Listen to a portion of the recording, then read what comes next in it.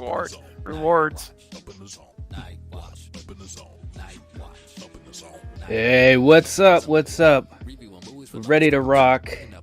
Back together again. Up in the zone. Sorry, I'm jamming, dude. That's good stuff. Thanks, man. That's my man Modern Day who put that together for us a while back. So we're here, guys. This is going to be interesting. Of course, I've got Steven from Craving Something Scary, Michael from Movies and Beyond, and Bob from Hunting for Entertainment. And guys, I think Michael said it best backstage, and he proclaimed this could be the final time, or at least it's the final time for him. But this could be the final time that we get together specifically to talk about our thoughts on Halloween Ends. I mean, I'm sure there's other conversations to be had, but this is going to be exciting. We've had some good conversations. Bob, I'm glad that you were able to come on too, man, because I haven't had a chance to really talk with you about this, and I'm really excited to hear your thoughts. But anyways, for you guys in the chat, thanks for joining us. We'll just say a quick blanket hello, and then we'll get going on this thing. We do have, let's see who we got in the chat. We got Katie's in the chat. Right. What's going on, Katie? Always good to see you. Always good to see you. Let's see. We got the general. The general is in the chat. I hope that you're feeling better. I really do. It's great to see you, Val. Good to see you, General. Yeah, absolutely. Yeah, great to see you. Yeah, I mean, you've been missed. You've been missed. And she's saying, I'm doing much better today. I think I'm finally on the road to recovery. That's awesome. And of course, she's always taking care of everyone here. You guys know the rules. If you don't listen to the general, you know what's going to happen. I'm running this monkey farm now, Frankenstein, and I want to know what the fuck you're doing with my time. Wow. There it is. She doesn't play. She doesn't play around. Hatchet Boys in the chat too. What's going on? Good to see you. Denise is in the chat too. What's going on? And we got Jen. Jen's in the chat. Hey. All right. Gina as well. What's going on, Gina? How you doing? All right. Katie's keeping an eye on the likes. You guys are working hard in here. I love it. Thank you so much. And Jason Dyer is in the chat. What is going on, Jason? Hope you're doing good, bro. Good to see you. And let's see, did we miss anyone else? If we did, definitely hello. Jason, that intro song is so awesome. It is. Thanks, man. Much appreciated. And Val's like, damn straight. Oh, I love it. All right, fellas. Now, Steven, I know you don't have a lot of time, so I want to start off with you. You've seen the movie multiple times. You know, we've talked about it. Right now, what is your vibe on Halloween Ends, and especially in light of a lot of the things that we've been hearing about from behind the scenes? Oh, man. Okay. So today was an interesting day for me, man, because and I literally, it's so timing. The timing is so amazing. You said that because the video I put out today was featuring a Rohan Campbell interview in Variety, which everybody, if you have not read this, you need to go read it because he spills the beans. Like he almost gets too loose tongued with stuff, in my opinion.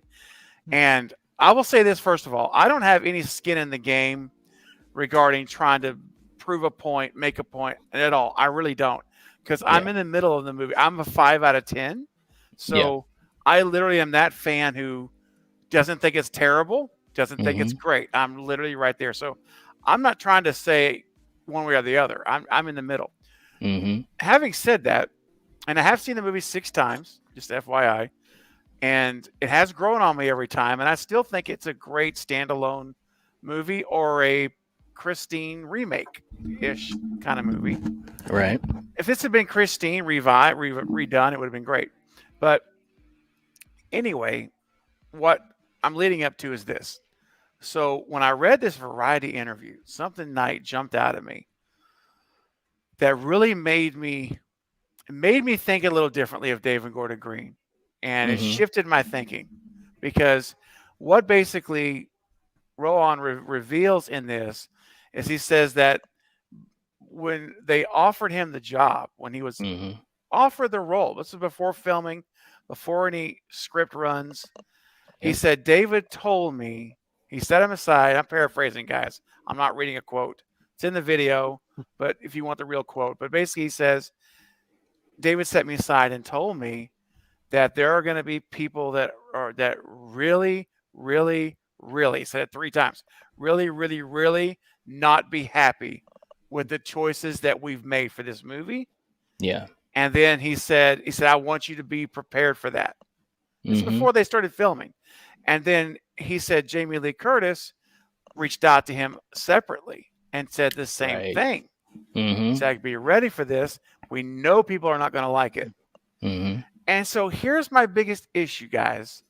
It's, and what have we been told by all of them?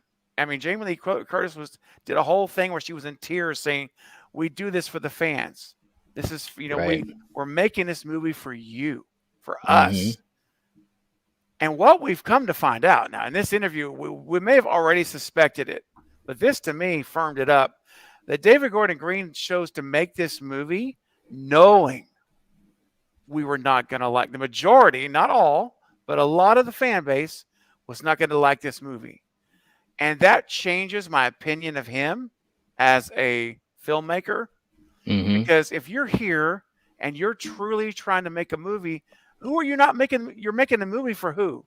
The fans, right? Right. That's who you're making your films for. And so to me, the mindset of me being a writer and saying, you know what? I've got a platform that I can make this movie I've been wanting to make for a while. I've been wanting to do a love story. He brags on how he loves smashing genres together. That's right. He said all this stuff in interviews. And so to me, it's just it's hard. It's dishonest. And I know I'm using some strong language here. Maybe it's because I'm just a little bit emotional, because I'm still feel like it was before I was saying, you know what? Maybe he made a movie. I know I'm long. I'm sorry. I'm about to wrap. That's okay. Maybe he made this movie really intending, like hoping, like, you know what? It's different, but I really think the fans are going to like it if they'll give it a chance. That's not what we just found out. Now, Rowan revealed to us that David knew before they start the cameras that most people were not going to like this movie, but he's going to make it anyway because that's what he wants to do. And I'm sorry, that's almost disheartening to me. And that's all. That's the big thing I wanted to share. Yeah, when I read that too, I was it really did confuse me, because it kind of went against a lot of what we had seen, like during the making of 2018 and the making of Kills and the interviews and so forth. To me, it's almost like I do think that they were thinking of the fans, but also kind of thinking of, and it's tricky, man, when you're like, an artist or whatever, you know what I mean? It's a fine line. But I do agree with you. I think that they went too far over to that other side of the fence in order to do something different. And again, different can be good if it's executed within the mythology of the given, franchise in this case. I'll start with you, Michael, and then we'll go to Bob. Michael, what do you think about that? Any particular thoughts on that revelation?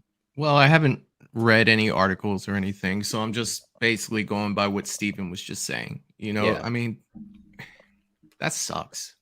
I hate to be so, short about it, but I mean, if you guys remember a couple shows ago that we did together, I said, this is either going to be great or it's going to bomb. And I think for half of the people, it bombed like huge. And I'm not saying it's a bad movie. Let me just say that, because it's not, okay? But to wrap up a story, I mean, I am sure many other people have said the same thing, because it's blatantly obvious. When you watch it, there are so many little stories that you're invested in that you're waiting to close out. And it just didn't happen. They went with a whole new story, introducing a whole new character into a whole new, I mean, you had some of the same people, but it just didn't feel like it even belonged in the trilogy. You know what I mean? Again, standalone movie, not bad. Yeah. Right. But wrap everything up. I mean, they said it was 4 years later. It could have been 10 years later. You know what I mean? Yeah. I mean, look at That's the a very good point. change of Michael from 4. We're talking about 4 years ago. This guy stood in the middle of the street and took on how many people? Right. And went back to his house, you know, killed you know, Karen. Lori's daughter. Yeah, Karen. Killed her, and you know, he's standing in front of the window at the end looking like a beast. Yep. Right. And it's like 1 year later for us, we get a movie where he's just broken down. 4 years, guys. Did he catch a disease? Did he have COVID? Like, I mean, what is gonna break the shape down? Who cracked the code and made him like that? Because I mean, you're looking at 40 years of this guy just owning stuff, you know. Right. And by the way, it's the anniversary of 78. And that's just 40-year anniversary. Or I'm sorry, 40.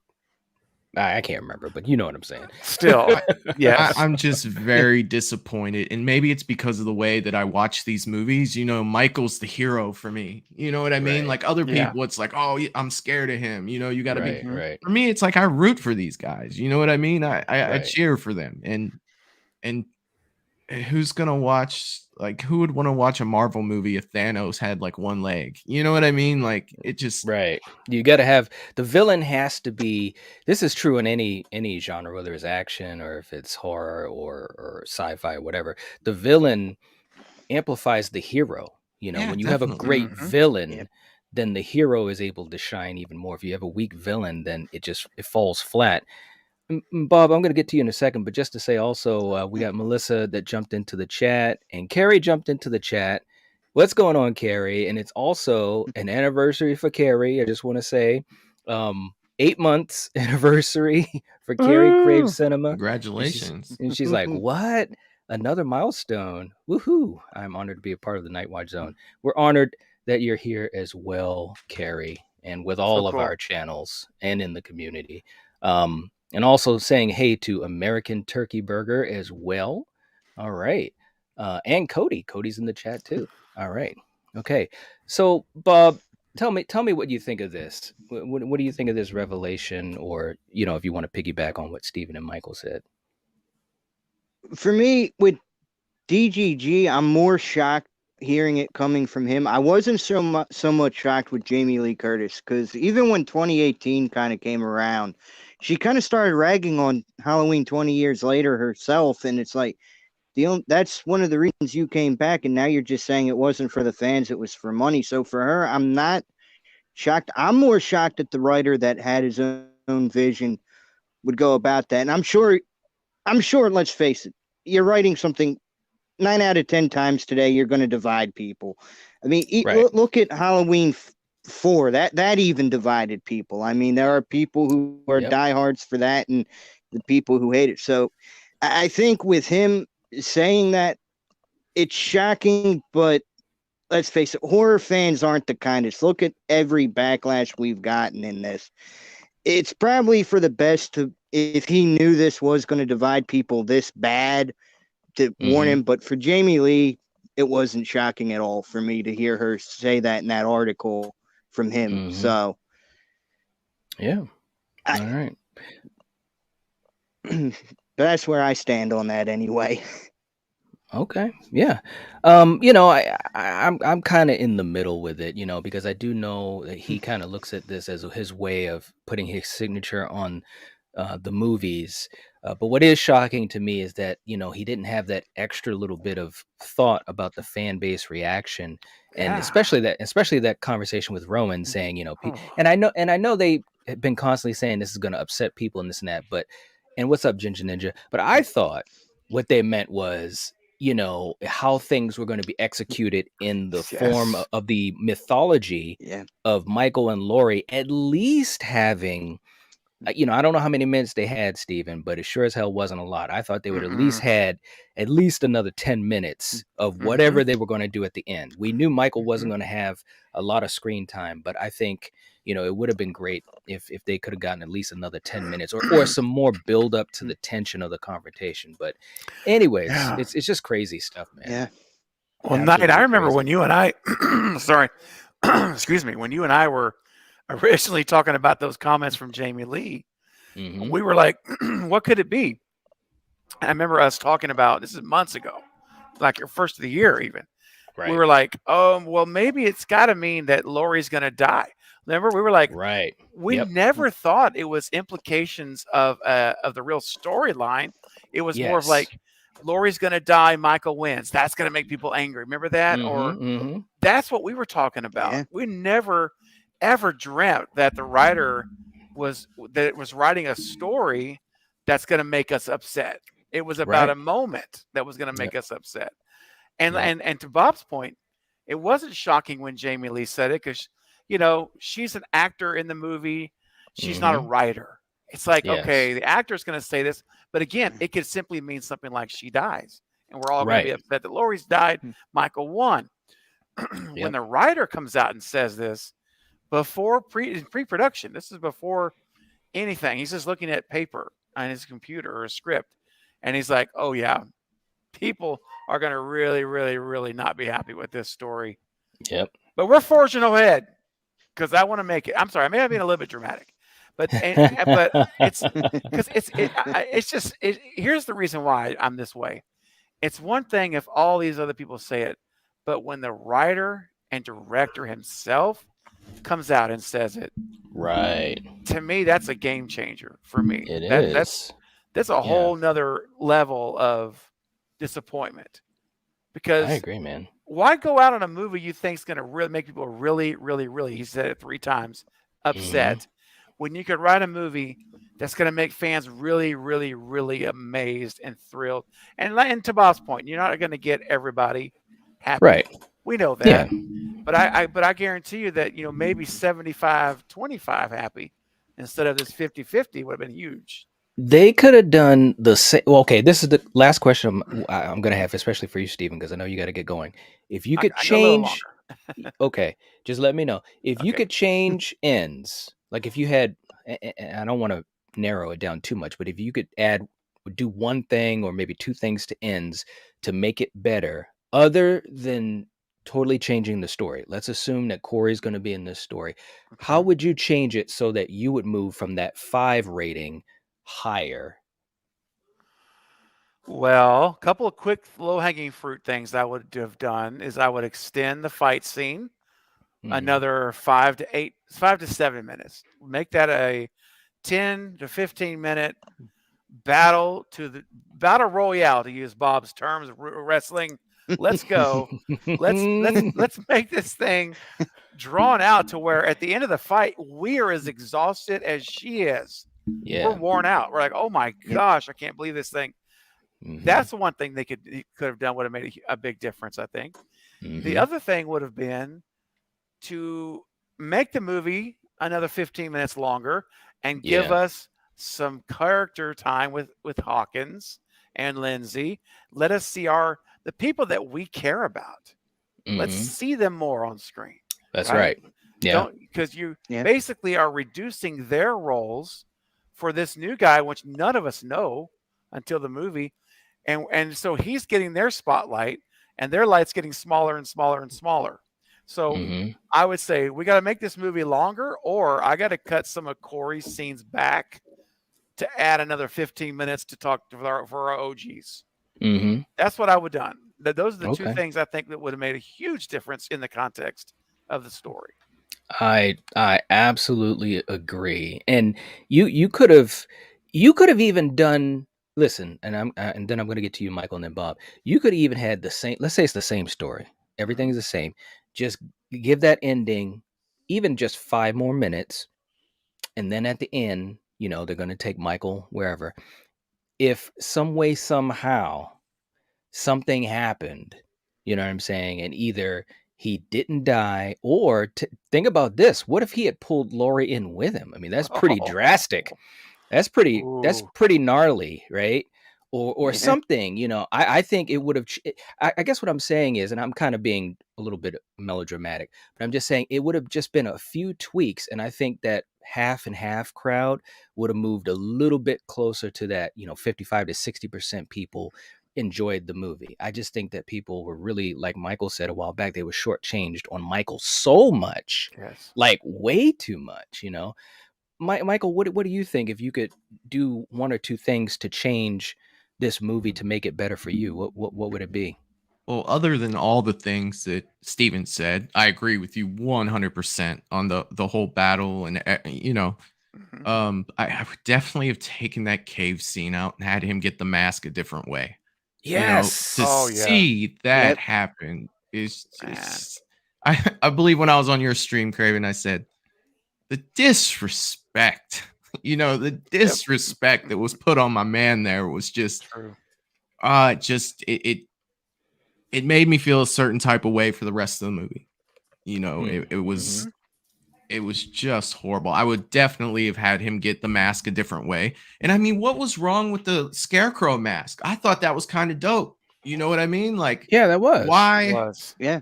I mean, that could have been something totally different and something cool that I could have got behind. But yeah, you beat him up and you took his mask. You really? And his own movie?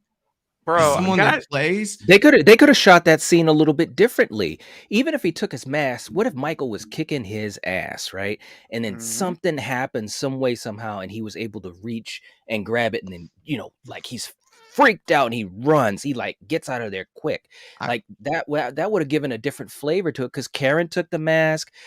Lindsay almost got the mask off. Laurie took the mask off in 78. So taking the mask isn't the thing. To me, it's like how, like you said, they disrespected Michael in that how situation. They do it. You know what I mean? Like, I did not feel like Michael was disrespected in any of those other scenarios where he got his mask taken or almost got it taken. It's like, I could see how that happens. Right. But okay. Not to repeat myself, and I can't help it. It is so unbelievable, that this kid who gets his ass kicked at a gas station by some high school kids is going to roughhouse Michael and take his mask.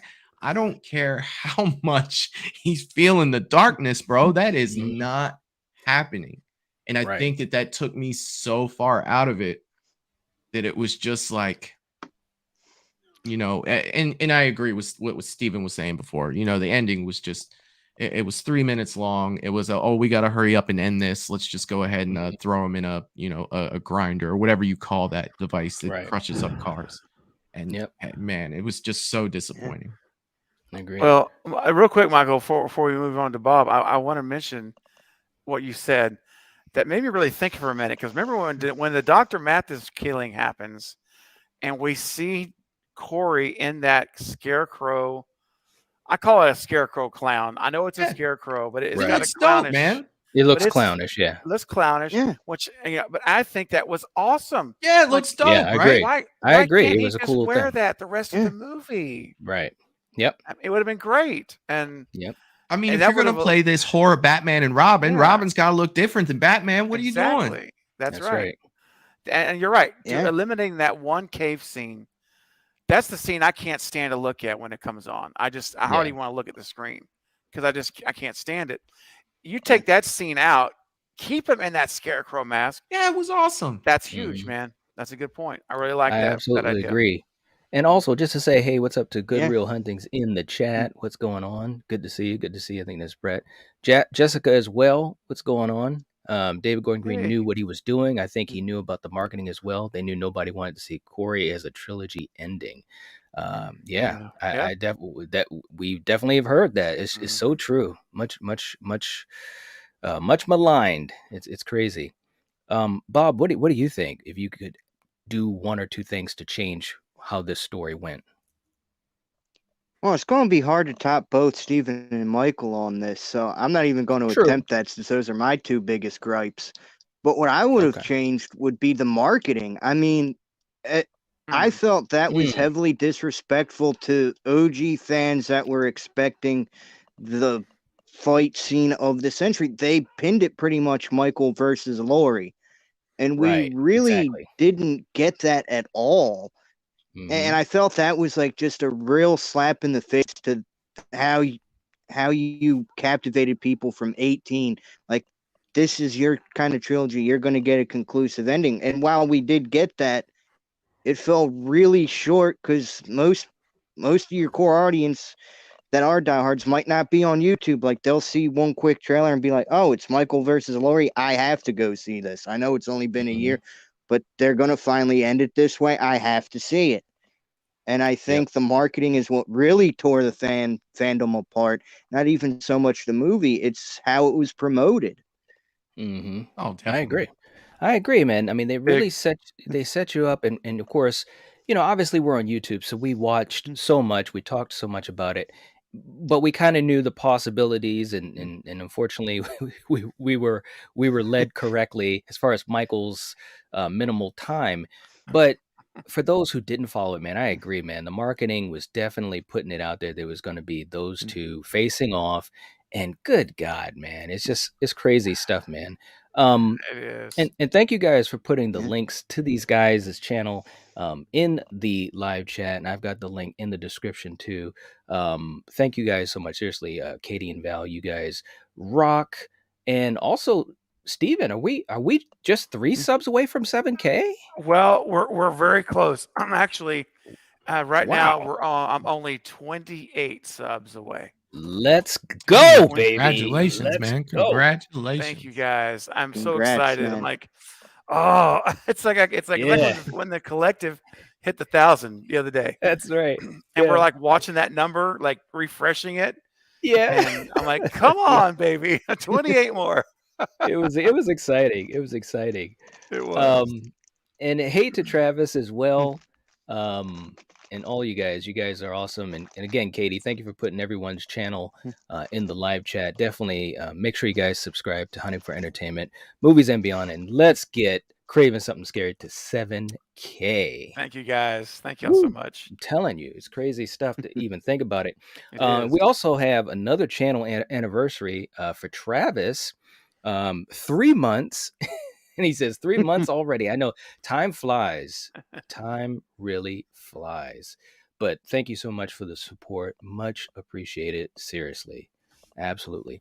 So Steven, let's also get to something. You knew we were going to do this, and I'm glad you're still here. So just, let me know what your time frame is. But we talked, and Val's going to get upset. But we talked a lot about a certain theory. Yes. For a long time. It was out there. We didn't start it, but we definitely heard about it, and we went down a whole bunch of rabbit trails. Well, and I know you know about this because we were talking about it on the collective, and I actually just did a video on it as well. But we were right about that connection to a certain mask making factory. What did you think about the whole behind the scenes reveal that we were actually gonna get Silver Shamrock in the movie? And also, do you think the radio tower was supposed to be linked to that? Okay. Yeah. Okay. This is one that frustrates me because now I know not everyone's going to agree with me on this, and that's okay. But I'm of the side where I think this move I'm about to mention and Knight's alluding to would have been better. I would have enjoyed it more at the ending. So we've been talking about the radio tower. Sorry, Val, plug your ears. I'm sorry. But that radio tower for, like you said, months and months and months. And he made a point to say that radio tower is going to be a significant. That's right. In this That's movie. What he said. It's going to be, yeah. And so, and if you go back and you watch, which we did, we watched them all again, the current trilogy, we noticed after every rewatch, that tower is all over 18 and kills. It's in the background. It's there. Yep. And then it ends. It's everywhere. That thing is like all over ends. Yes. Even the junkyard scene, it's in the background. It's everywhere. That's right. So remember, it's like there it is, red lights flashing. So I'm thinking to myself, man, I think. Well, first of all, let me share the behind the scenes thing, and it'll make sense. So David Gordon Green revealed just in this recent interview, like 3-4 days ago, that every version of the script, he said every version, from the first one to the last one they used, had the ending was it was going to take us into the Silver Shamrock mask factory. Yes. And you were going to see the skull, the witch, the jack-o'-lantern, and then it was going to start shooting out Michael Myers' white masks. Yes. And that's how the movie was going to end in Silver Shamrock's factory. And I said, yes. Especially with the Season of the Witch font. He gave us the blue font at the beginning and ending of the movie. So he already had all this in mind. And I believe, Knight, I really do. I think that he filmed this. Oh, there you go. There you go. Yeah, perfect. So he said, I believe that radio tower was there, shot purposely with this ending in mind. That it was so we could connect the dots to the radio tower, Silver Shamrock, and then we would be talking now about, oh my gosh, was it really the tower now that did it? And we just keep going on and on. And one thing that bugs me is the comment he says at the bottom right there. I'm glad you left that bottom part in. Yeah. At the end of the day, I thought that's just fan service for people who know what it is. And I said to myself when I read this, yeah, and that's a great thing. Right. Yes, it is fan, and give it to us. In a movie where you put a new character as the lead character in a trilogy, final chapter, give us more fan service. In a movie that you said yourself, David, that the fan base really, really, really will not be happy with this movie. I'm telling you, right? So fan service this would have helped. I think it would have helped. It would have helped. So I challenge the ideology that fan service is inherently bad. I don't agree with that. I think that because listen, we're spending our money to buy tickets to see a movie, and we are fans. I want to be serviced. Give me nostalgia. Give me that. I mean, now of course you don't just want to be crazy about it, but right, it's got to be executed correctly. Yeah, executed correctly. I get that. But I don't believe it's bad to have fan service. I think that's what we love when we talk. And we'd be talking about that darn Shamrock scene right now and how the implications would be. Yep. And so it would make you look at the whole timeline a lot differently, and the whole franchise as far as theories and go ideas. Well, and back to kills. Why Karen has the mask and he's got to retrieve the mask. Well, I mean, it would help solidify some of those questions, and it wouldn't. I just personally think that the more we're seeing this, it's like David just used poor judgment on this last movie. I think is what it is. Bad decisions. I agree that was a missed opportunity, and I'm going to go to Michael and then Bob, and then I'll give my explanation for it too. But also, just real quick, Dominic was saying Halloween Ends is underappreciated. And I think there is some truth to that. And we did put a poll up, and Katie was keeping track of it, where we're at with the poll. And it looks as though it's actually very interesting, because the poll, basically I was asking, is Halloween Ends going to get better with time? And the poll right now is yes at 54%, no at 25%, and maybe at 21%, and I do think that this is the type of movie, like you said, Stephen, it's grown on you a bit as you've continued to watch it. There's some things that have grown on me too. The unfortunate part about it, though, is I just think that there were some missed opportunities. We've had 32 votes for that poll as well. I think there were some missed opportunities that definitely could have strengthened even this story, even the core story. I think would have been okay with a lot of what you guys have said. But Michael, for you, what do you think about this revelation of that whole Silver Shamrock tie-in that was in every version of the script, all the way to the final draft, but they didn't film it? I think that anything other than what we got would have been just fine. Like I'm not a big Halloween 3 fan. That's right. But I mean, at the end of the day, I would have rather watched Michael Goes to Space and fight Laurie than basically what we got. And guys, yes, that would have been cooler than what we got, but at the same time, it's the way I look at it is they don't coexist because it was a movie in Halloween 3. They were watching Halloween on TV, and how are you going to watch Halloween on TV? I don't know. Little things like that just kind of, throw things off for me. And, I probably have to learn and be like, it's just a movie, but at the same time, yeah, I mean, that would have been cooler than what they did. And, for fan service, for the people who do love Halloween 3, I know that they would have been ecstatic about it, and and that's cool. I suppose it's, again, at the end of the day, it would have been cool to see them going back to the roots once again, well, at least, the older John Carpenter days of Halloween, but right.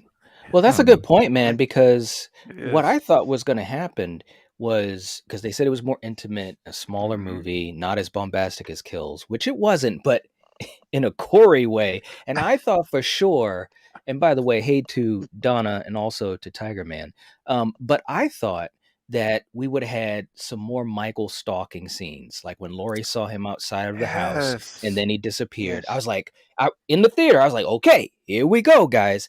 We needed at least, just as a fan, I think we needed at least 2 more of those types of scenes as he's basically, whatever you want to call it, prepping or preparing to go after Laurie or to go after Corey, because Corey kind of revitalized him and, no, you're not going to take over the mantle. Whatever would have happened, if we had had at least 2 more of those scenes, I would have been more happy with it. But Bob, what do you think about this possible tie-in with Season of the Witch? Personally, it would leave me with more questions going to the opening to 78, since in Rob Zombie's version, you could make a claim with the same mask more so than in John Carpenter's original. What I'd personally think would have been a better idea if you would have stuck with that, maybe take out the scene where Michael was kind of passing on evil, so to speak, to Corey, and maybe at the end have the Scarecrow masks pumping out, since you're passing on a new mantle. Nice. Ooh, I like that. I like that, Bob. Yep. That's cool. That, Dude. Well done, sir. That was good. great. Yeah. Bob, make that video, bro. Seriously, make it. That is a great idea. That would have been crazy. I mean, it was just a thought that came into my head just now. It's like, well, everybody's talking about Michael's mask. The Scarecrow mask would make more sense, since obviously that's kind of what Corey could have used to lead into it. That's what we first see him with, really, for Halloween as a costume. So, wow, that's crazy, man. I love that, bro.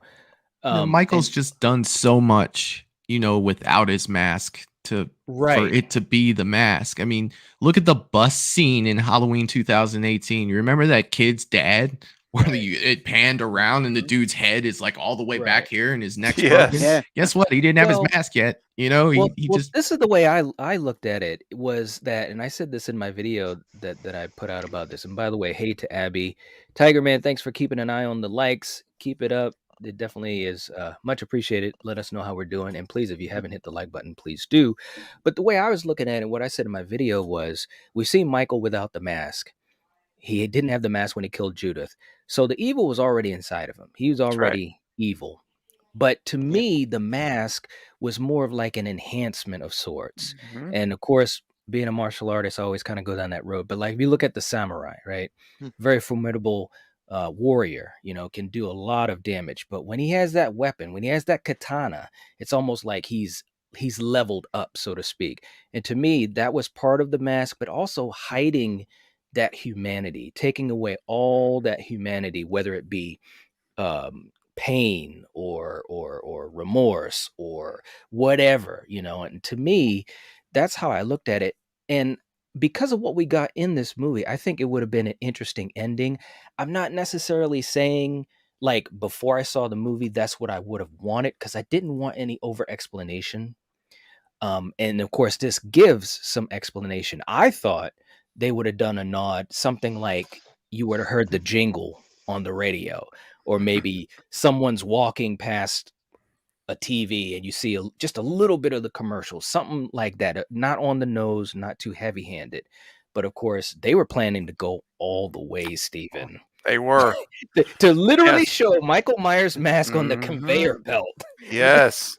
That would have been crazy. I probably would have like texted you guys and be like, "Did you see the last mask that came out on the conveyor belt?" That's right. It would have been Oh, nuts, man. man. It's Yeah. we would have been talking about that. Well, we could have been talking about that more than Corey at this point. It would Yes. have been such a humongous move Yeah. for the Yes. trilogy. Mhm. And it would have answered that age-old question, you know, It would have. what does the mask what effect does the mask have? And that's all we've always talked about it. And Yeah. we still will, I Yeah. believe. Yeah. Yeah. Val saying fan service can also ruin a movie big time, and that's true. It has to be. Yeah. It's a fine line, man. Like if you look at like 2018, they did little things, like you saw the trick-or-treaters going down the street, they didn't linger on them too much, but that was Season of the Witch. When they did the one shot with Michael, that was a nod to Halloween too, and the old way of showing him in the old movies and stuff like that works. Or the ghost scene when he, with the babysitter pulled the sheet off. That was the Bob scene, with the sheet over his head. So Yeah. little things like that work because they're not too heavy-handed. What were you going to say, Bob? Oh no, I said that's completely right. I mean, if you oversaturate fan service, it turns into a big problem because at that point you're not creating your own to put a twist on it. You're just taking everything from the previous films and sticking it into one. And it's like, what's the point of that? Right. Mm-hmm. It's not original. Absolutely. So, Knight, real quick, I'm not to backtrack, but you touched on the whole stalking concept. We're like, we want to see that 78 return. Remember, we talked about a lot. Do you know that not only do we not get that stalking from Michael, but we didn't get it from Corey? Because remember in the first trailer, we were all goo goo gaga on over that first trailer with the POV. Yes, man. I got emotional with my reaction because I really thought that was going to be the vibe, which was classic 78. It was. And so it's yet again, that whole sequence was cut out because that was Corey. We know now that was Corey walking up the stairs to see Laurie and open the door. And that whole scene was gone. We never got the only time we see him is opening the door now.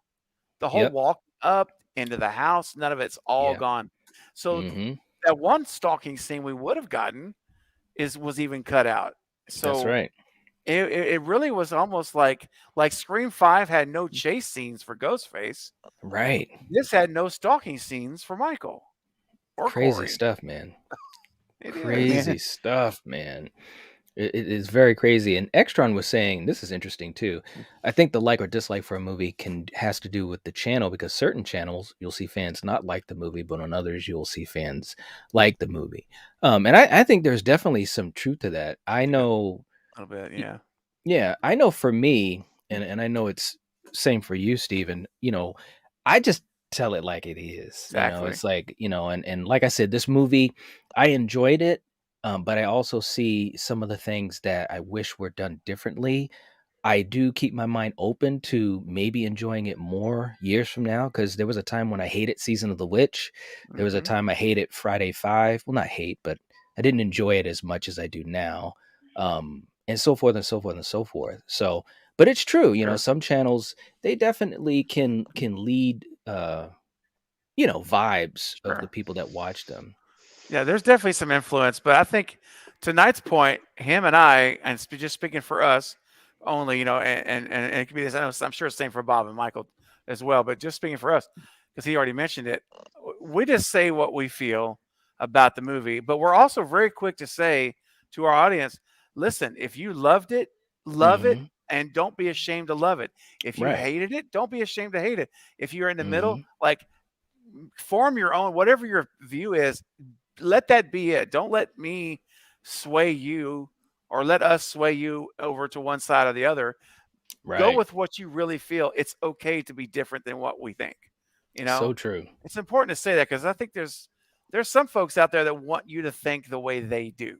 And if you think differently, you're wrong. You're not thinking right. And that's not the case when it comes to subjective things, at least. Agreed. Yeah, I mean, and again, this is why this is kind of an interesting thing, because everyone does have different feelings on it. Like Steven, and not to skip over you, but I know that you've talked about it even on this channel that you're at a 5 with this movie. Yeah. Michael and Bob, I'll start with you, Michael, and then Bob. If you were to give that number between a 1 and a 10 on where you're at with this movie right now, do you guys have a number that you would give it? I'll let you go first, Michael. Okay. As a standalone movie, I'll give it a 7. You know, as a end of the trilogy, I'll give it a 4. You know, it. I was totally digging this movie for the first 40 minutes, and I'm like, you know what, this isn't bad. And then for me, it just all went downhill after that. But yeah, I mean, if I have to look at it as a whole, yeah, a 5 or a 6 sounds good, I guess. I don't know. I kind of see it two different ways. You know what I mean? I see it as a standalone, which is great. But in actuality, you know, we do say standalone a lot, but it's not a standalone. You know, in all actuality, it was the end of a trilogy. Whether we like it or not, it was. And yeah, you know, that's what we got. Well, and that's the thing too, you know, and Bob, I'll get to you in a second, but that's one of the biggest parts to me is that this is the end of a trilogy. So you have to, and David Gordon Green even said that this was going to wrap it up, you know, put a bow on it or whatever. And I guess, you know, it did, you know, as far as for Laurie overcoming Michael, but it wasn't with the punch that you would expect or that you wanted. I was waiting for Luke versus Vader. You know what I mean? Like, right. That's what I was waiting for Return of the Jedi. And right. Yeah. I don't know what I got. Attack of the Clones. Yeah. I'm just I mean, yeah. If I had to. I'm just messing. If Corey started talking about sand, it'd be over. I don't like the sand. Yeah. Oh, God. Oh, Lord. Gina, thank you for the comment, too. Thank you so much. I'll be answering you on that too. But what about you, Bob? If you were to give it a number between 1 and 10, where are you at with it? I'd have to give it a 3 out of 10. And I hate it. You guys brought it up.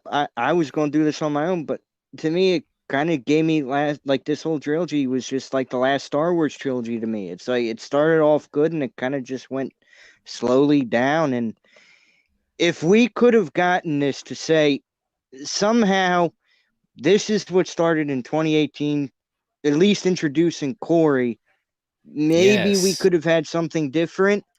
Yep. But to throw in a new character on an ending of a trilogy, to have your main villain not really even be in most of the movie, I can't even view this as a standalone because of the fact Michael does show up.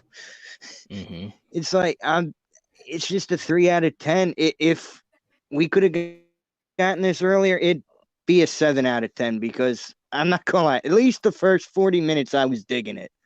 Yeah, I was actually enjoying seeing what they were doing. But and that's what a lot of people say. Toward the end, I just started collapse.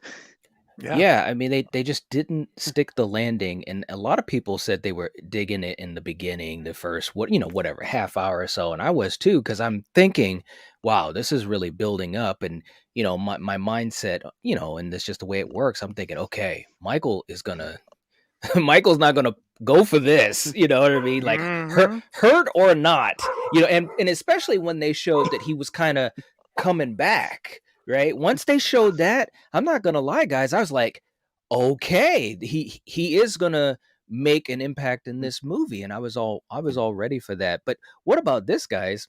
And by the way, hey to Amber in the chat too.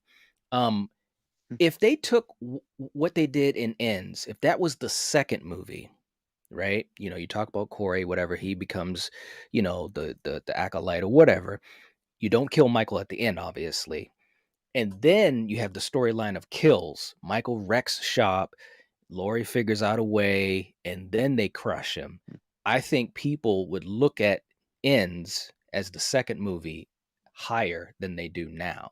You know what I'm saying? Because if you end the trilogy with kills, you know, with all of the excitement and the lead up and all that stuff, I think people not only would look at the trilogy in a better way, but I think they would look at Ends as the second installment in a different way. What do you think about that, Steven?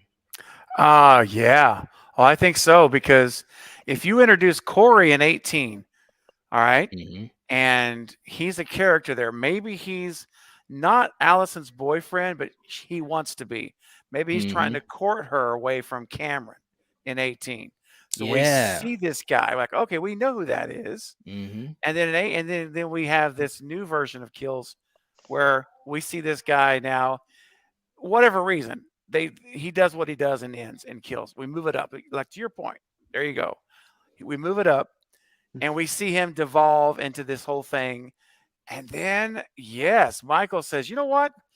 This copycat, you guys were scared of this chump? Well, let me show you how it's really done. And then we get Kills, and he just ravages the town. And just like says, here's how Michael Myers actually does things like this. And he doesn't take himself out in a punk way. You know what I'm talking about? And all that mess. Dude, I would have been ecstatic. I'd have been like, heck yeah, let's go. Then it really would have been Attack of the Clones, right? Well, but for real though, Michael, would you have been more satisfied with ends if that was the second story? Completely. Totally. But I couldn't pass that up, man, because I saw the connection there. Like, the second one's all right, but the third one came through. You know what I mean? Like that's right. Yeah. We were all waiting for Revenge of the Sith. We were like, hurry up. I just want to see Anakin become Vader. Let's get on with this. Right, look, guys, we only got 12 months. You know, this is coming out in a year. It'll be fine. It will be fine. I mean, I do think that it would have been better put together. And, you know, we've kind of talked about this before, introducing Corey early, you know, doing that stuff a little earlier and then having Michael be Michael at the end. You know, at least you would have left the trilogy on a high note to say, wow, you know, I got what I wanted. I got to see, you know, my guy, he tore stuff up. But I definitely think that we would have been better off that way for sure. I totally agree. And, you know, as it was right now, I agree with, you know, where you guys are at as far as, you know, as a standalone. I'm just down the middle with this thing. But as the end of the trilogy, that's where I'm like, I got the bigger problem because it's like you had so much buildup especially in Kills, and we didn't get that payoff. And by the way, what's up to Peter Anthony? And also Ginger Ninja is back. But Bob, what about you? If Ends was that second installment, and then Kills was the ending, and of course Michael's, you know, he still dies, you know, so all that remains the same. That would have worked better for you, right? Oh, definitely, because it's like you guys, it just would make more sense than what we got. I mean, you can't even in like with Scream, like Randy's rules, you can't introduce a new one in a ending of a trilogy because that leaves more questions than answers. And we don't even have more questions. We have more confusion of Michael Myers in general. Like, how did he become this weak in 4 years? Like, it just doesn't make sense with how we ended it. Like, we don't see any proof of how he would have gone downhill from Kills to Ends. It makes no sense. Like, no exposition, no reasoning to why he's in the sewer. There was no answering. Good point. It's like you're not making this easy on fans to comprehend your own story. Dude, that's such a good point, man. What are you saying, Michael? And wouldn't it have been nice to have at least had a 60-second scene, a minute and a half of showing how he got out of that house with Karen? Yes. I thought we were. I've got it. Here it is. This is my ending that I want. Put it all together here. And Knight, you helped me get there, making this Attack of the Clones. So, all right, they get Michael to that thing. You know, he's stronger because, you know, we're replacing Kills with that. You know, they have a big fight. They get him. He dies in the same way in that grinder, right? But he's a more vibrant, stronger. They get him up there and he sits up. You know, he gives us the sit up one last time. You know, he's laid out. You know, somehow they get his legs in there and it's pulling him in. But the whole time it's pulling him in, he's still reaching and trying to fight, you know, the whole way through to where, you know, his hands are out and it goes in and it crushes his head. And you just kind of see his hands go in like this. And you think the man went out fighting. I don't have a problem with him dying that way. You know what I'm Mhm. saying? But give us the sit up one last time where they get him up That there and he would've been just sits cool. up. You know what I mean? To give you that Dude. last, like, holy Wow. shit moment as he's going in. Does he grab Lori's leg? Does he grab Allison? You know, or they fight to get him off, you know, as it's pulling him in. And just like before they crush his head, you know, you just see the shape, the black eyes. It's the mask on and everything. I want the mask to go with him. The mask dies with the man. Yes, you know, they and should it have. just like crushes him down to where, you know, oh yes, that's it. That's my ending. All right, you know what? I'm gonna Michael. tell you what, and also Hadelay in the chat saying, "Well, hello guys." I'm gonna tell you what, man, and I will give you full credit, but I gotta talk about that in the video because you are 100% right. If when they put him on top of the thing, and he does the setup one more, could you imagine and show mask the on, bro? Mask He's got on, the mask on, right? And he sits up. You know, he was bled out. Or at least mostly, right? They put him on top of the thing, and Lori, that scene where she's walking through the crowd and she gets up, you know, almost near where he's at, and all of a sudden he does a sit up, and then he does this. Yes, and he turns and looks. He looks at the crowd, and you see the fear in people's face. You know, they gasp and all that type of stuff. And like you said, some way, somehow, you know, he's starting to go into the thing, and he's clawing and maybe even a point where, like, it's a machine, so there's no way that he could get out of it. But somehow, you might even see the gears slow down or something weird, something and he's supernatural. grabbing somebody or something, man. You know what I mean? Yeah. Why don't you That grab would've been Lori, cool. and then people have to run up there and grab Lori to hold her back from going in, like the extra Yes. drama at the end. That would have been It great. could have even played Wow. that like Halloween 2018 as it crushed him at the end. That Yes. dun, dun, dun, dun, dun, dun. Yes. Yes. Yeah, Oh, man. man. See, Hollywood, I'm on my way. Right? That's why I love doing this stuff, man. You got me all Telling you. excited. I'm telling you. That would have And been film. so cool. That's it. Oh, Going to the my junkyard, God. boys. Wow. I mean, Oh, man. it's just a shame, you know, like all this stuff we can come up with, and we're not even professional writers. That's what I was thinking too. That's right. And we're coming up with some really great stuff, man. It would have been so Yes. cool. And Wow. when you see someone who's a paid professional writer, is what they do, and it's like, really? I mean, come on, guys. Like you always say, Knight, we can do better. Yeah, do better. Do better. Do better. And real quick, hey, what's up to T-Spite in the chat saying they destroyed his home? I believe that was a hint. Yeah, absolutely. Yeah, they did. And also, just to remind you guys, if you haven't hit the like button, please do. But one thing I want to say, and by the way, Michael, like seriously, man, that whole thing's got me hyped up. But one thing that you guys are talking about, and especially with Bob, if they gave some explanation about why Michael, like, why didn't he start after a year being decrepit? Why did it take 4? Now, I know he was shot 1,000 times and kills. He was stabbed a bunch of times, the pitchfork and stuff to the back. Okay, I get that. But what was the reasoning? And the other thing too is, from what they alluded to, he was taking, you know, people that were near the sewer, you know, homeless people, whatever. So, but when he killed them, you would think that if he was getting the gumption back, that he would have just went out and killed people, or even that homeless guy that was like literally 5 feet away from the sewer. So it's those types of things that had this huge logic gap that was just like, wait a minute, what? You know what I'm saying? Does that, you know what I mean, Steven? I was just thinking, yeah. I totally do. Like, what was so special about the 4-year mark? And obviously, he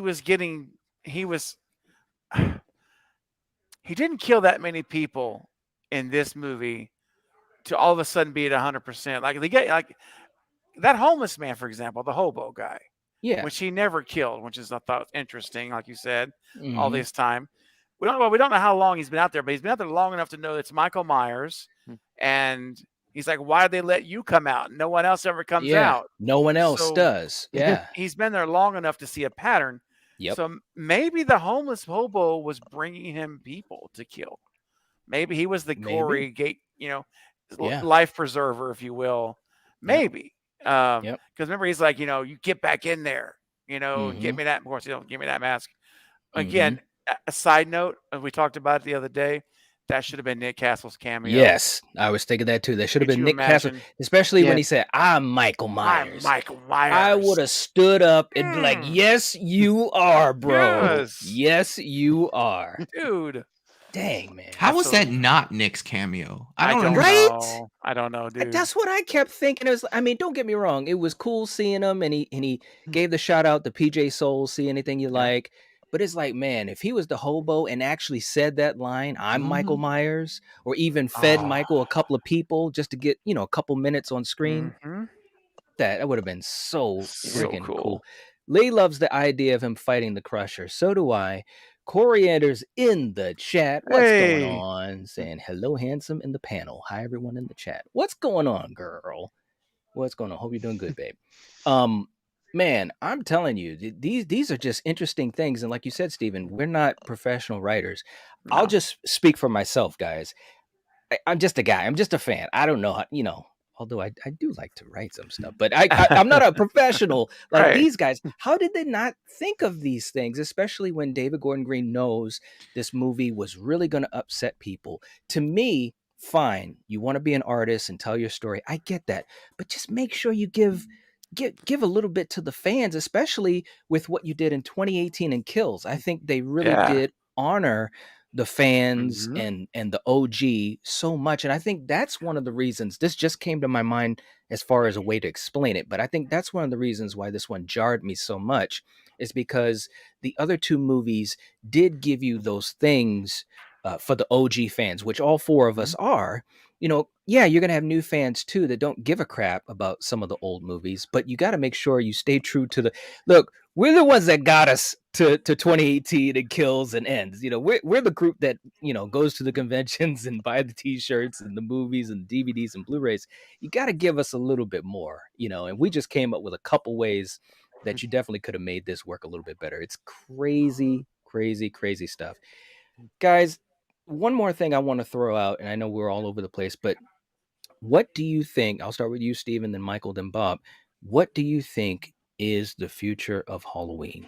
Like, how long will it be till we see it again? How do you think we'll see it again? And all of that good stuff. Well, I do think this movie is going to come in under my projections. I thought it was going to do 150. And when I saw it take a nosedive in the box 80%. Bro, and it's at 81 million. I think I seriously think it may not do 120 by the time it's all said and done. So it's definitely going to be underperforming. However, I guarantee you it still made a profit. They didn't spend $100 million on a budget. So there's still money there, right? There's still lots of money it made. It's going to make a lot of money considering the budget. So I think I'm going to stick with my original idea, Knight. I think it's a 3. The floor is 3 years. I think the ceiling is 5. That they're going to reconvene. Malika Khan's going to say, "Okay, I'm ready for $100 and something million injection in my bank. Right. So let's make another movie." And they'll find a studio. I just hope that they get a great writer, a great director, and a great studio. And again, David Gordon Green, to his credit, the first 2 movies, I applaud them. Yeah. I applaud 18 and Kills. So it's not that he's a bad writer. He just wrote a bad movie. That's the way I look at it, and it ends. But back to your question, I think we do get a Michael Myers return, and it's going to be a remake. And it's not going to be it's going to be a reboot, not a remake, a reboot. So it's a new Myers, and it's a new protagonist, a new everything. And it's not going to be set in the 80s or it's going to be present day, modern. And I think they're going to give it a run. Try to start a new Michael Myers, not like Zombie did, because that was really a remake. Right. And he was trying to. I don't think it's going to be like that. I think it's going to be a new story. So that's my prediction. Okay. Yeah. All right. Okay. And Amber, thank you so much for reminding people to hit the thumbs up. Much appreciated. And also, if you guys could let us know how many likes we're at, and that'd be great. What about you, Michael? What do you think is the future of this franchise, and how long before we see it again? And will it be with Michael? I think it'll be with Michael because I think that he's your moneymaker at this point. I don't. I originally said 3 to 5, agreeing with Steven, but I think that this is going to take a little longer to heal. I'll say for that, and I don't want the market bigger than us horror fans. I believe that it'll be oversaturation. So I would say we're at a 5 to 7 at this point. And in all honesty, you know what? Start it over. Refresh. Refresh the button. Bring that kid from the flashback as Michael Myers. He did a hell of a job. Bring him in. Let him be the shape for a while. He's younger. He moved a lot faster than Courtney did. It'd be fresh. It'd be new. And I mean, ultimately, as fans, we all want to see it pick up after Halloween 4. But I don't feel like we're gonna get that. Just for the broad audience. Right. That would definitely be awesome if it was like a show on like Netflix or HBO Max or something like that. Give us like a season or 2 of that. I think that would be fantastic. But yeah, I'd say movie-wise 5 to 7, and I think that they're going to start over. To be honest, that's just what I think. Yeah, I think so too. But to your point too, it would have been cool if they followed up with 4, because Danielle Harris is literally in the dressing room waiting for the call. She is waiting. She is ready to go, and she's at the right age and the right experience as an actress, and also the longevity in the horror community, conventions, and this franchise, that it would be great. A young Michael follow up after 4. She even has an idea for it. It's years later. She has a kid. Is there still a link to Michael? They don't know where Michael is, and blah blah blah blah. There's 1,000 ways they could make it work, but that would have been cool. Would have been cool. What about you, Bob? What are you thinking? How long before we see the franchise return? Will it be with Michael or will it not? I think it's going to be about. I'll have to agree with Michael. More 5 to 7. Not just because of time healing wounds. I think we're so oversaturated with horror. I think even Malik at this point is going to realize it's best to just take a step back, let things rebuild. You don't want to wear out your fandom, because if we keep doing this where it's like every 1 or 2 years, your fan base is going to wear very thin, and you're not going to draw in big money anymore. And I actually think we'll get Michael, but I think we're actually going to also get Danielle Harris back with some of the latest controversies. Because I think Malik Akkad, with all the beef he had with Blumhouse on this, and some of the things that came out from at the premiere with the one photo taken, I think Malik might, because they always kind of wanted to bring her back, and that whole family kind of got bluffed over with 6. She got screwed with 6, and all she wanted was enough money to pay for getting the documentation to act as an adult, so they didn't have to worry about child labor laws. It's not like she was asking for like $10 million to reprise the role. So I actually think we might get that. Because now that Jamie Lee Curtis isn't back, because I can't vouch on this, but I've heard stories like she scrapped ideas to have even the one that from H2O come back. I heard like Josh Hartnett. Like she didn't want him back either. So I think we might get something where one of those two that do want to come back have the open stage to come back. Now, does that mean they'll play the same characters? No, have them in a cameo role or something. Maybe they're like the parents of the new generation or something. I agree. And hey, what's up? Light and Ghost is in the chat. What's going on? Good to see you.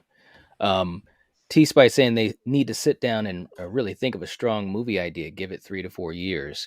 Yeah, I definitely think it's going to be a little while, and it could be 5 years, but it could be as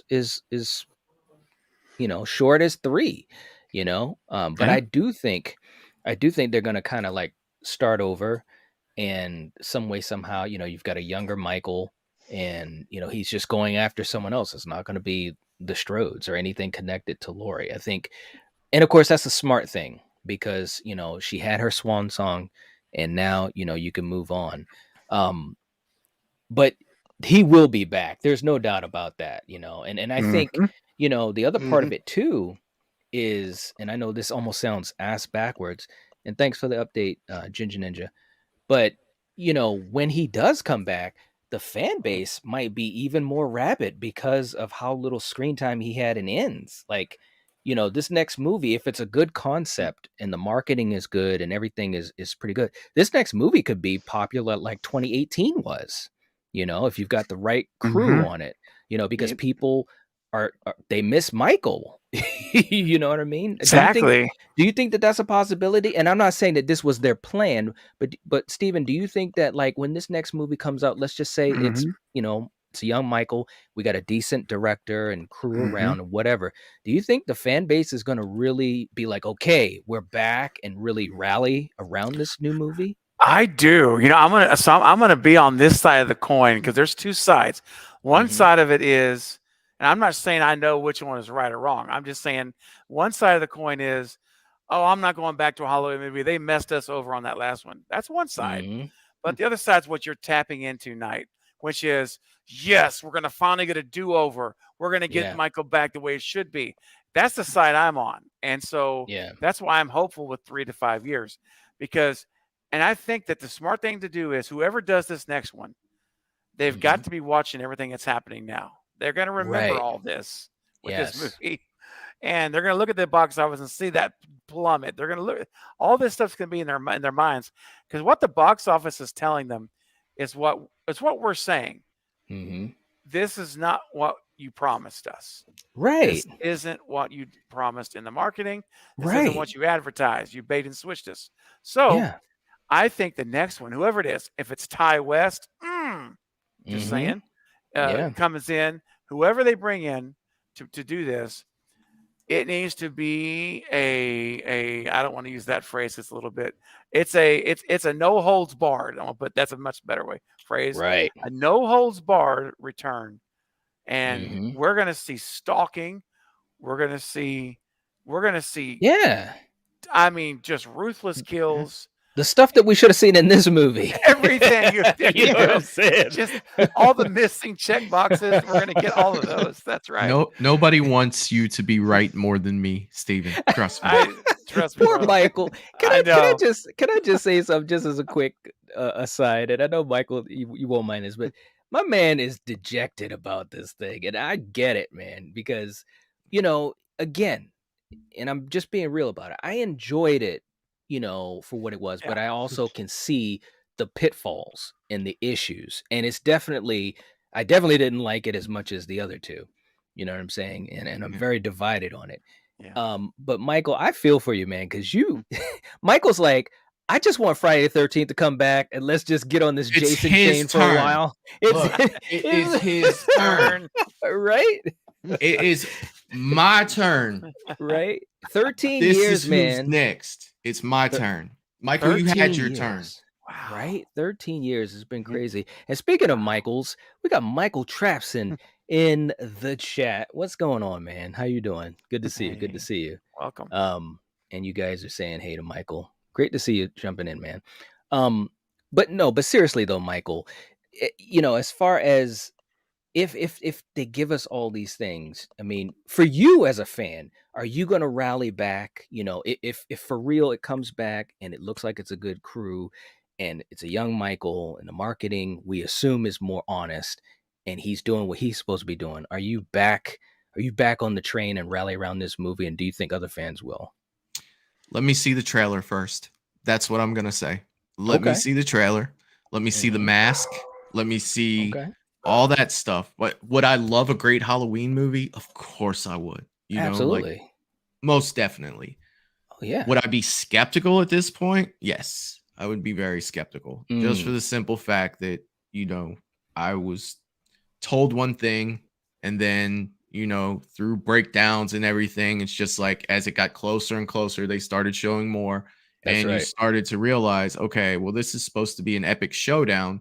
And then it was anything but that. I mean, outside of the trailers, I saw what was on Instagram. I'm on Instagram quite a bit, and it's just like the final confrontation, these 2 to 3 second clips, like watch them throw down one more time. And it's like, yes, we're going to throw down. And then, you get a 2-hour movie with 3 minutes of that. And the 3-minute fight was like Tyson knocking out Spinks. You know what I mean? Like it was just like, we're gonna throw this up here, but I mean, it would kind of be the reverse of that. But you know, it's absolutely, yeah. I would want one, but I would definitely be skeptical. Like, you hurt me once. You know, I don't want to be that person that keeps coming back. You know, fool me once. So yeah, I'm definitely gonna be skeptical about it. So would you wait until opening weekend reviews come out? Look, dude, I'm gonna go. I'm not gonna. He's gonna go. There's no way you're not gonna go. Come on, man. You know, of course I'm gonna go. You know, but I'm not gonna go in like I don't even know. You know what I mean? Skeptical. Like, I go in. Yeah, I'm gonna be skeptical. Yeah. Like, don't you do it to me again. You know what I mean? Like that's Bro. of course I'm gonna go. And Michael saying Halloween Kills was the last movie in my mind, right? I understand fans that want to take that too. I do. Yeah, man. And what's up, Danny? Danny said we have a celebrity in the chat, Michael Trapson. There are two things that I do want to talk about this movie that I feel like nobody is really talking about, but I'll, let you finish with your question, Knight. But I don't want to forget about these before we close out tonight. Well, Bob, I'll throw the same question for you as far as rallying back around this. But before I get to you, man, real quick, Jason sent in a $5 super chat. Thank you so much. Much appreciated, bro. It definitely helps to keep the lights on. And he has a great point here. Remember, it did not work for Friday 6. 5 turned off fans to the franchise, and part 6 was awesome, but did horrible box office wise. It is true, man. It is true. So this next movie definitely has a lot to live up to. And real quick, Jason, this one's for you. Thank you so much for the super chat. You rock, bro. Here we go.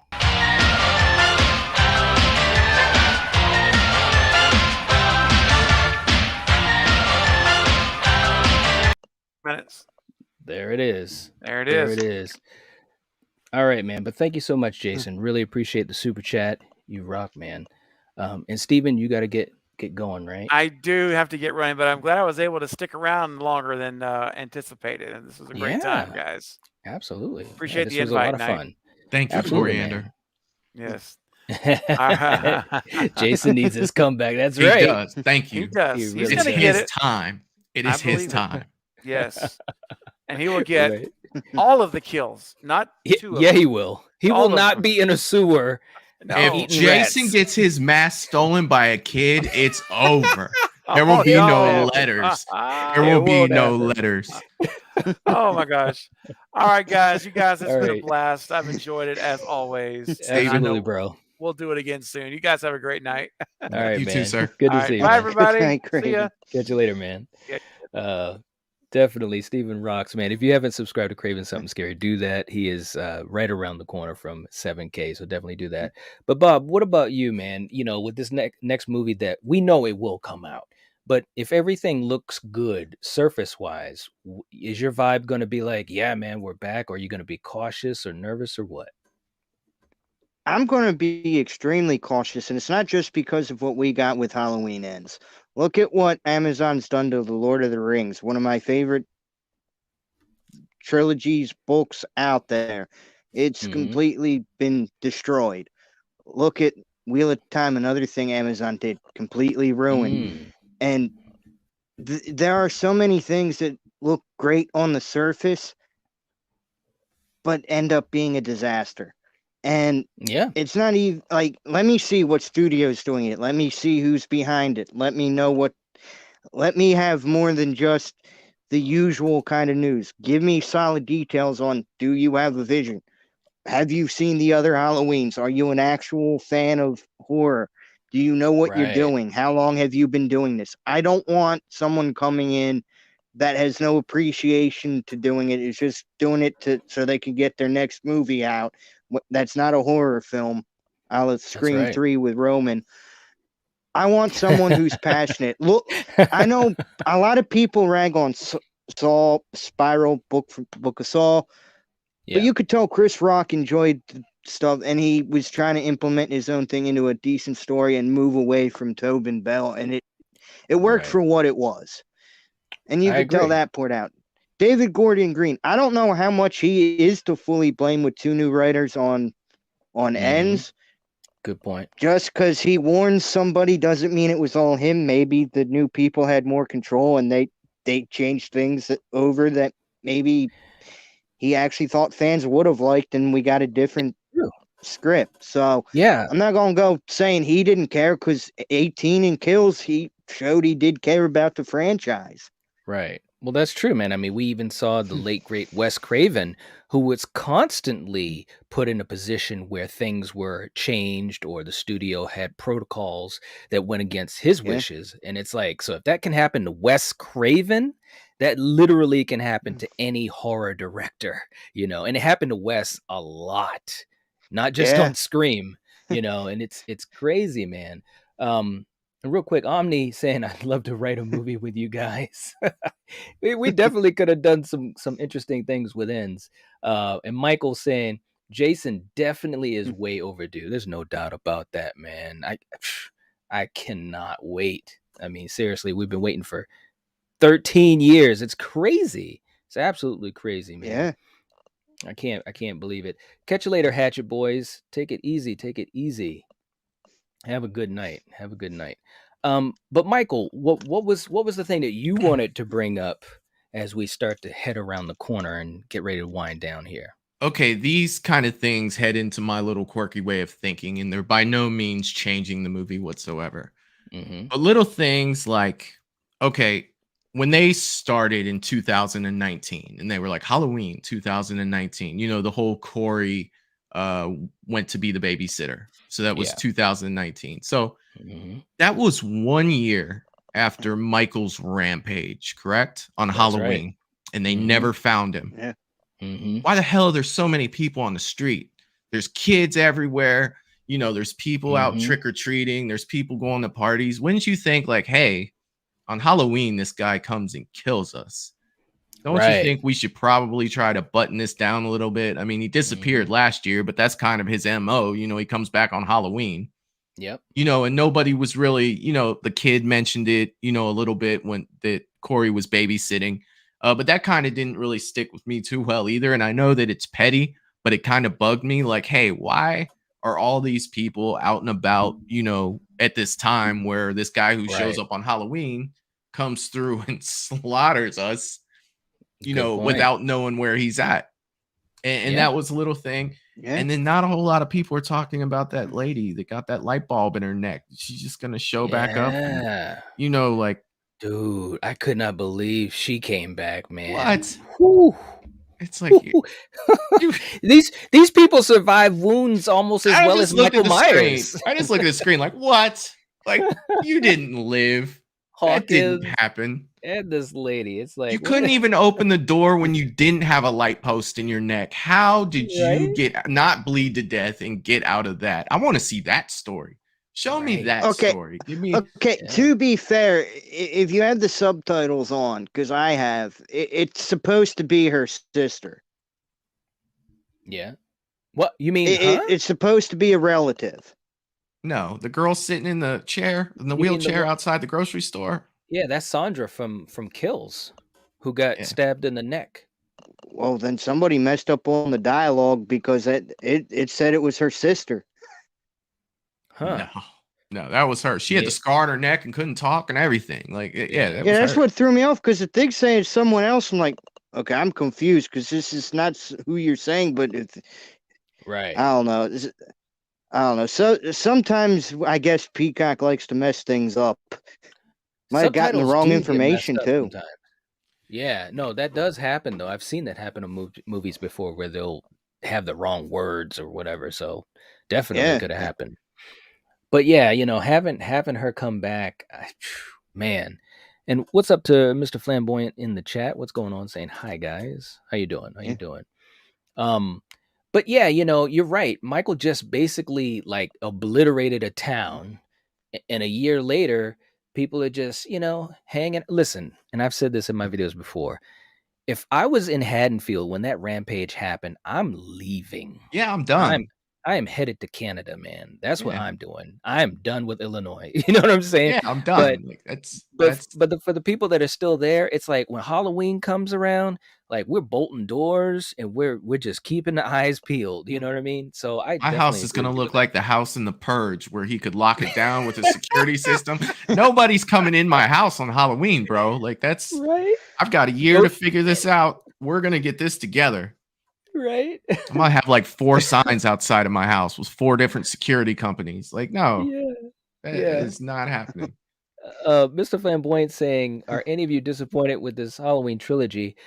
Yeah, we've been talking about this. Definitely as a trilogy, ends didn't stick the landing. There were a lot of great things in it.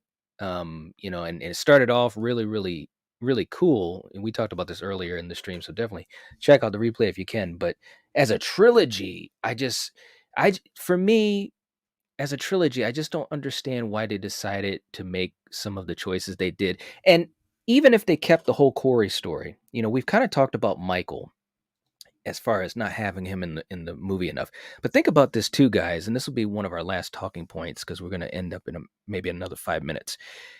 Having Corey kill himself at the end, to me, it was almost like, well, dude, you just made this movie about this guy.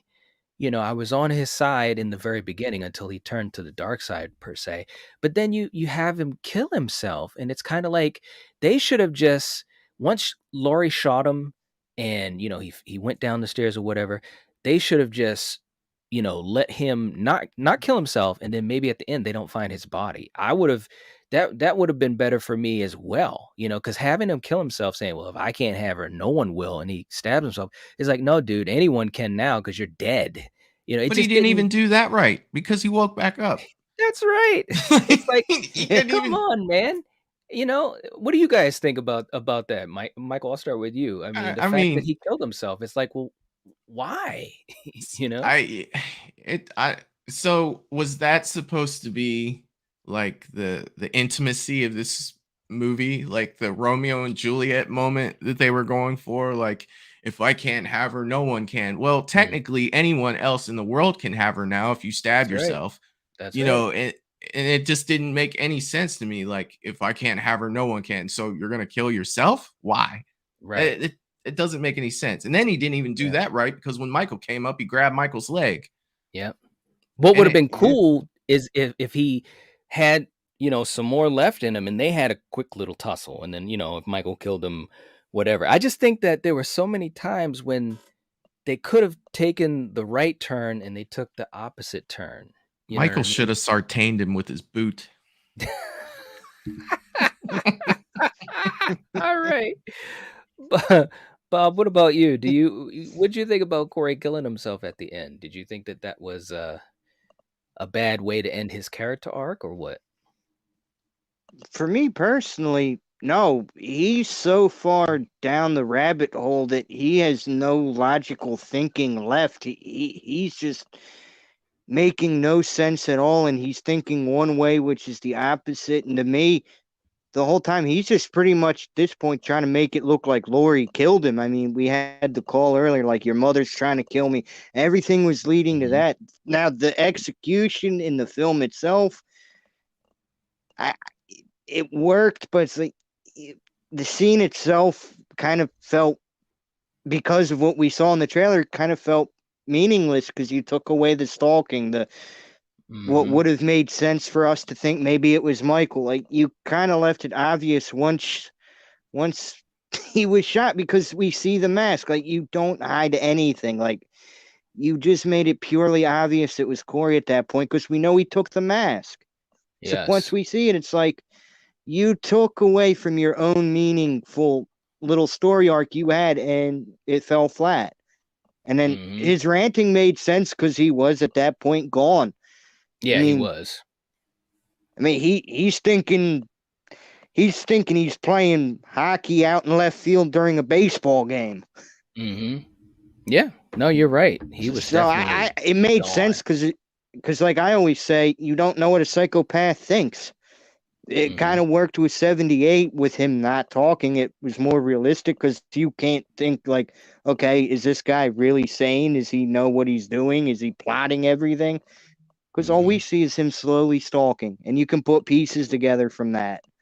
But Yep. we don't get that with Corey. He just starts rambling nonsense pretty much from the time Michael touches him. Yeah, no, that's a good point, man. It's just, it's just crazy. It really, really is. Some of the decisions that they made. Again, I don't have an issue with them trying to do something different and so forth and so forth. But again, you gotta think about the fans that are expecting Michael to have some presence, at least in that final act. And again, like we've all said, it could have been just the difference of a few minutes and maybe, a little bit more intensity, or like we've said, and I'm going to be talking about it, Michael, you wait, trying to fight the grinder. Like that would have been amazing. That would have been at least that one last Michael moment. Because don't forget me when you do. I won't, bro. I won't. I won't. Yeah, like, dude, that had me, jumping. Like, I was jumping up. Like, that would have been a finale. If you got to crush him like that, let him go out like him, man. Yep. Absolutely. It would have been cool. It would have been amazing. And Ginger Ninja, thanks for the update there. 47 likes. We're almost to 50, guys. Let's do this thing. Come on now. Kale's in the chat, too. If you guys haven't hit the like, please do. It definitely supports the channel. JC's in the chat. What's going on? And make sure that you guys subscribe to Hunting for Entertainment, Movies and Beyond, and Steven, who left a little bit earlier, Craving Something Scary, who's almost at 7K subs. It's amazing stuff. And obviously, if you're not subscribed to the Nightwatch Zone, what are you doing? Subscribe.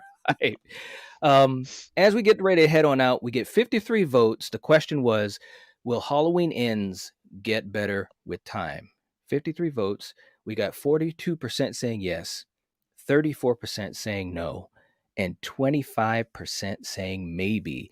So again, I think this movie is just really interesting because so many people are either, middle of the road, or they like some aspects of it, but don't think it's a good end of the trilogy. And you see that in so many polls. We've had polls on the channel. I know Steven's had polls on his channel. So, and I think it's because of the strength of the other two movies, and even in Kills, with all the issues that it had, because it's not a perfect movie. I did enjoy it a lot though, but Michael just wrecked shop. And I think everybody is a huge fan of James Jude Courtney. I think that's the one constant for people, is that they really liked his performance as Michael. And speaking of which, that's also why I was upset. I didn't get enough James Jude Courtney, man. He's amazing, dude, as Michael. He's absolutely amazing. He is, man. All right, guys. Well, look, this was a lot of fun. And thank you, Corey Anderson. Great stream, guys. Hope everyone has a great night. Thank you so much. Thanks. Much appreciated. This was a great stream. And as we said in the beginning of this, and of course, Michael was very vocal backstage. This will be, pretty much our last, big stream on Halloween Ends, as far as, kind of the aftermath of what we saw. We might have some stuff down the road, maybe talking about, ideas or theories or whatever. And like I said, man, I gotta do that video. I'm gonna shout you out. Bob, you had some great ideas too, man.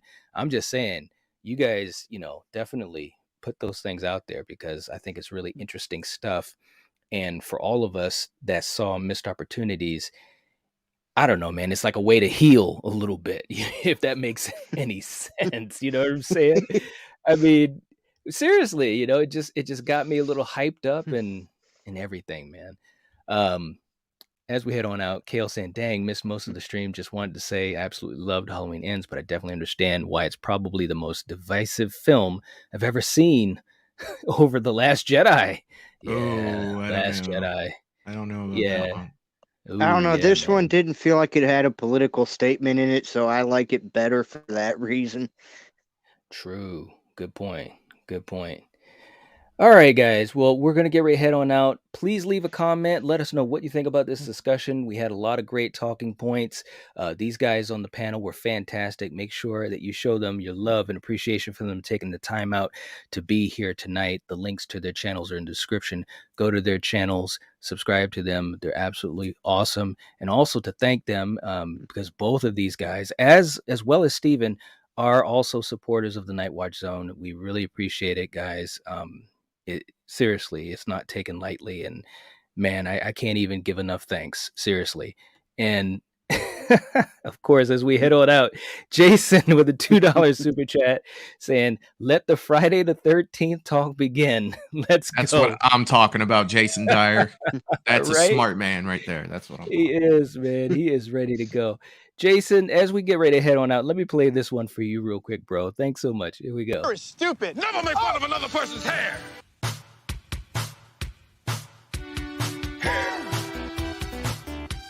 It isn't fair. People care about their hair. There we go, Jason. That one's for you, bro. All right, guys. We're going to get ready to head on out. Thank you so much for hanging out with us. Please give the video a like, share it to your social media, sign up and sub to these guys' channel, and we'll catch you guys later. If you're watching this, if you're listening to this, you are the Nightwatch. Peace.